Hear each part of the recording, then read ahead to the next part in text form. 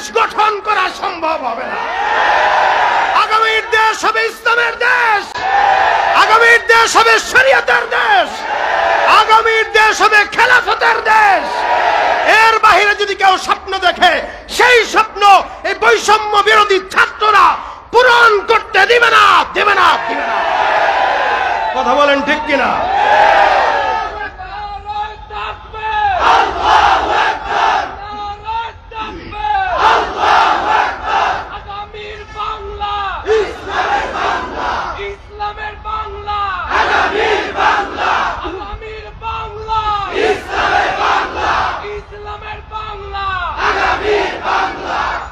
কেউ দিল না সবাই নিল, আমরা যে কলুর বলদ, সারা বছর নেয় না খবর, নির্বাচনে খুব দরদ।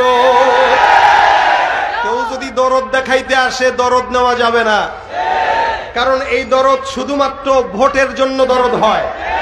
ইসলামের জন্য, দেশের জন্য দরদ থাকলে অবশ্যই এদেশে ইসলাম কায়েম করা আমাদের দাবি, ঠিক কিনা জোরে বল। কেউ দিল না সবাই নিল, আমরা যে কলুর বলদ, সারা বছর নেয় না খবর, নির্বাচনে খুব দরদ। দেশে আসেনি না সব নিয়ে গেছে? আছে কারা? আমরা। আছে কারা? আমরা রাজাকারেরা আছি মনে করেন। মুক্তিযোদ্ধারা ভাগছে, কথা কয় না? মুক্তিযোদ্ধারা, তার মানে এই মুক্তিযুদ্ধ আসল না। জোরে বলেন কি? জোরে বলেন কি? মুক্তিযোদ্ধা নামে বুক ফুলিয়ে খুনি ঘুরে, খাঁটি সব যোদ্ধা সকল না খেয়ে যে কাতরে মরে। মুক্তিযোদ্ধা নামে বুক ফুলিয়ে খুনি ঘুরে, খাঁটি সব যোদ্ধা সকল না খেয়ে যে কাতরে মরেন। এত নয় স্বাধীনতা, আসলে সব টালবাহানা। এত নয় স্বাধীনতা, আসলে সব টালবাহানা। ও আমার মাতৃভূমি, ও আমার মাতৃভূমি, নয়তো তুমি জুলুমবাজের আড্ডাখানা। তোমাতে মাথা রেখে খুঁজি সুখের ঠিকানা, ঠিক কিনা জোরে বলেন? এদেশে যারা মুক্তিযোদ্ধা নামে ছিল, এর অধিকাংশই সব রাজাকার।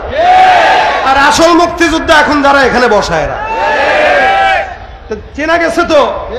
এরা আজীবন বলেছে পলাবো না, আজীবন বলেছে। আমরা বলেছি নাকি? আপনি বলেছেন? কে বলেছে? যে বলছে সে, যে বলছে। পলায়া কি টের পাইছে? দানার সাথে নাই ভাই। এজন্য জুলুম কোনদিন স্থায়িত্ব হয় না। যারাই জুলুম করে, ফেরাউনের লাশ আল্লাহ পাক আয়াত নাজিল করে টিকিয়ে রেখেছেন, ফালইয়াউমা নুনাজ্জিকা বিবাদানিকা লিতাকুনা লিমান খালফাকা আয়া। আজীবন যারা থাকবে। ফেরাউন যে কি বাটপার ছিল, ফেরাউন যখন মারা যায় মানুষ বিশ্বাস করতে পারতেছিল না, কিরে আসলেই কি মারা গেছে কিনা, কেমনে সম্ভব? ফেরাউন, ফেরাউন এভাবে মরছে, আল্লাহ কারে মরছে এটা বিশ্বাস হয় না। আমি লাশটাকে রেখে দেব, তোরা কেন? কিয়ামত পর্যন্ত সবাই যেন দেখে যে এটা কেমন ছিল। তা আমাদেরও মাঝে মাঝে বিশ্বাস করতে কষ্ট হয় না? হ্যাঁ, প্রথম সপ্তাহ তো এরকমই ছিল। রাস্তায় ঘুরলে কেমনে সম্ভব? এদেশে নাই, এদেশে তা কোথায়? যাদের বাসায় থাকতে চেয়েছে তারা আছে, মেজবান আছে, মেহমান পলায় গেছে। মেহমানের তো মেজবানের বাসার থেকে অনুমতি ছাড়া বের হওয়া ঠিক না, কি বলেন? আদবের খেলাফ। মেহমান আমি আপনার বাসায় যাব, আমি বের হওয়ার আগে বলতে হবে ভাই আমি যাচ্ছি, অনুমতি দেন। তো অনুমতি ছাড়া যদি চলে যায়, সব কথা বলা যায় না, মনটা সব কথা বলা যায় না। এই জন্য কিছু জিনিস আগে বলতে পারতাম না, এখন তো বলা যায় নাকি? এখন আর কোন সমস্যা আছে? আগে কথা বললে দেখা লাগতো ডানে কে আছে, ও আচ্ছা। আগে যদি বলতে গেলাম বায়ে কে আছে, দেখা লাগতো কিনা? এখন আর দেখার টাইম, দেখার টাইম। তবে এই নাইটাকে স্থায়িত্ব করার জন্য ইসলাম দরকার, এই নাইটাকে স্থায়িত্ব করার জন্য কোরআন দরকার। আপনি যদি কোরআনকে বাদ দিয়ে এই নাইটা রাখতে চান, আমি বলবো এই নাই থাকবে না, আবারও আন্দোলন শুরু হয়ে যাবে, আবারও এই টোলবাস পুরানো হবে। হয়তো এই সুযোগ বাংলার জমিনে দ্বিতীয়বার দেওয়া যাবে। এই জন্য যারা এখনো নতুন বাংলাদেশ গড়ার স্বপ্ন দেখেন, আওয়াজ তুলতে হবে, কোরআনের বাংলাদেশ গড়তে চাই, ইসলামের বাংলাদেশ গড়তে চাই। আল্লাহ পাক আমাদের এই দেশকে কবুল করুক, বলেন আমিন।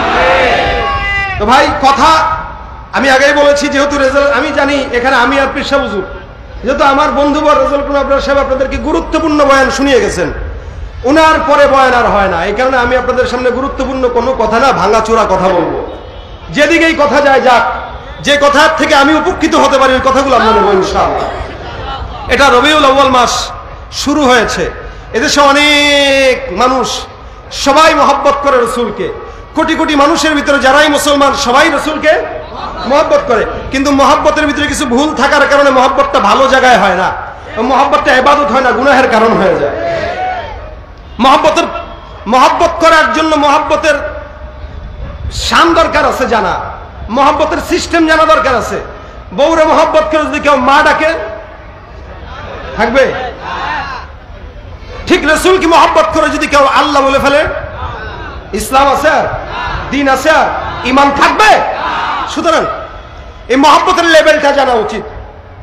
এই সারা দুনিয়াতে আল্লাহ পাকের পরের স্থান যার, তিনি হচ্ছেন মুহাম্মদুর রাসূলুল্লাহ সাল্লাল্লাহু আলাইহি ওয়াসাল্লাম। একবার পড়ছেন 10টা রহমত নাজিল হয়ে গেছে। রাসূল সাল্লাল্লাহু আলাইহি ওয়াসাল্লাম একবার পড়েছেন 10টা গুনাহ মাফ হয়ে গেছে, একবার পড়েছেন 10টা সম্মান বুলন্দ হয়ে যাবে।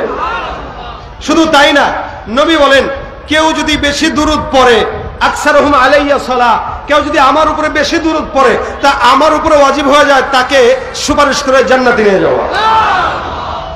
শুধু তাই না, কেউ যদি রাসূল সাল্লাল্লাহু আলাইহি ওয়াসাল্লামের সাথে জান্নাতে, রাসূল বলেন কেউ আউলান নাসিবি ইয়াউমাল কিয়ামা, কেউ যদি কিয়ামতে আমার পাশে থাকতে চায়, মনে করেন আমি আপনাদের বাসিন্দা, কেন আমার বাসা সাইনবোর্ড, আপনাদের বাসা কোথায়? শনিয়াকড়া, কাজলা, আমার বাসা কোথায়? সাইনবোর্ড। তার মানে আপনারা আমার প্রতিবেশী। অনেকে বলে আরে অমুকের বাসা তো আমার পাশে, বলে কোথায়? আমি থাকি সানারপাড়, হুজুরে থাকে সাইনবোর্ড। আমি থাকি রায়েরবাগ, উনি থাকে সাইনবোর্ড। আর কেউ যদি আমার বাসার পাশের বাসা থাকে, আরে আমার পাশের বাসায় তুমি থাকে। ও তাই? আচ্ছা, কেউ যদি আমার উপরে থাকে, আরে আমার পাশেই তো, আপনার সাহেবের ফ্ল্যাট আমার উপরে, আমি থাকি 3 তলায়, ওনার ফ্ল্যাট হলো 7 তলায়। তাহলে কাছে না? কথা কয় না, কাছে না? আর কেউ যদি আমার পাশের ফ্ল্যাটে থাকে, আমার এই ফ্ল্যাট তার এই ফ্ল্যাট, কেউ যদি আমার পাশের ফ্ল্যাটে থাকে, সে বলবে আরে তার ঘর আমার ঘর তো একসঙ্গে। নবী বলেন কেউ আমার পাশে আছে, কে? রাসূল বলেন আমার পাশে যেই ঘরটা, ওই ঘরে সে থাকবে। আউলান নাসিবি ইয়াউমাল কিয়ামা আকসারুহুম আলাইয়া সালাহ, যে দুনিয়াতে বেশি পরিমাণে আমার উপর দুরূদ পড়বে, আমার পাশের ঘরে জান্নাতে সে থাকবে। তার গর্বটা কি কম না বেশি?